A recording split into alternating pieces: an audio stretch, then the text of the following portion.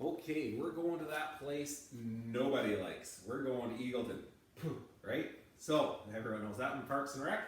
So, with this workout, this is going to get nasty. There's no other way around that. This is an EMOM workout. These are normally our favorites. So, we're going to need to set up 15 minutes on our timer, 15 1-minute increments. We have 4 prescribed movements. Every one of these is a max reps. So as many reps as you can possibly do of each of these 4 movements. Minute number 5, that's your rest. So we'll go through that in sequence, what those look like. So minute number 1, timer goes, you've got your 2 dumbbells, and you are going to do as many double dumbbell front squats as possible. So you can rest those on your shoulders, right? And we're gonna stand up as many of those as we possibly can. So from the side, we're still going to keep our good back position, right? We're here, got a good back position, we're in depth, and we're standing those up. That's minute number 1, as many double dumbbell squats as possible, front squats. So once we're done that, minute number 2 comes along, and it becomes the max rep shoulder to overhead. So we've got our dumbbells, we can leave them here, and then we start popping those out. Now, you're gonna wanna use legs, okay? So we can push press those, and we can keep putting that overhead as many times as possible in minute number 2. Now, I would recommend we're either gonna be push jerks or we're gonna be push press, right? Now, make sure you get hip extension on that. That's gonna let you use your big muscles to drive that weight overhead. And these are gonna pile up fast. The other one, you really want to focus on your breathing there. When we start pushing dumbbells overhead, the tendency is to want to hold your breath. You do not want to hold your breath because you still got 2 more minutes of work after you're done that. The minute you are done minute number 2, we move into minute number 3. You're going to want to have your skipping rope handy, right? Minute number 3 comes along and it's double unders. So our double unders, that's 1 jump, rope passes under your feet twice, right? So that's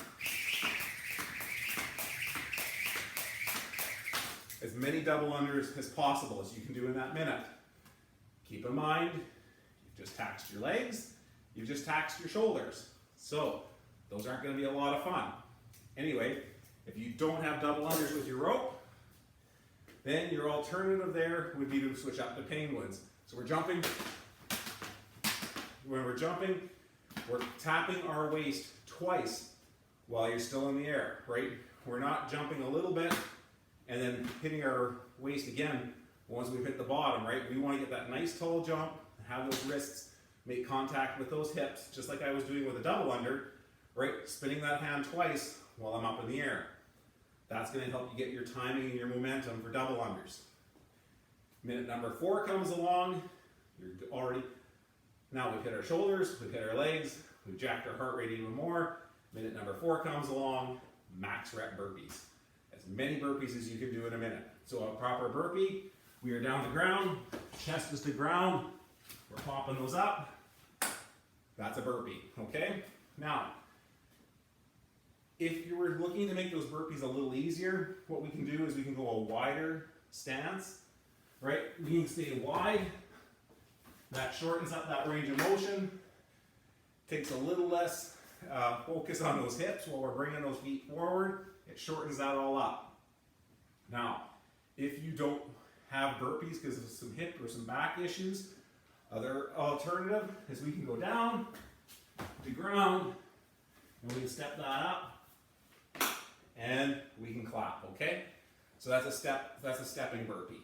If that's really, really too much, which it probably isn't, then our alternative to that would be to go to sprawls. So we're here and up. So that's our reps. Minute number 4, as many burpees as possible. Minute number 5 comes, rest. That's where you get your drink, you record the number of reps you've completed. With those movements, you're going to get some high rep counts. I'm expecting a lot of 130 plus reps once we come through those 4 minutes. So you can see that we're going to see, I'm expecting a lot of 350, 450, 500 rep counts as we go through that 15-minute EMOM. So it'll be high, it's high cardio, big sweat, enjoy your day. Nobody likes Eagleton. We're gonna get through this as fast as possible.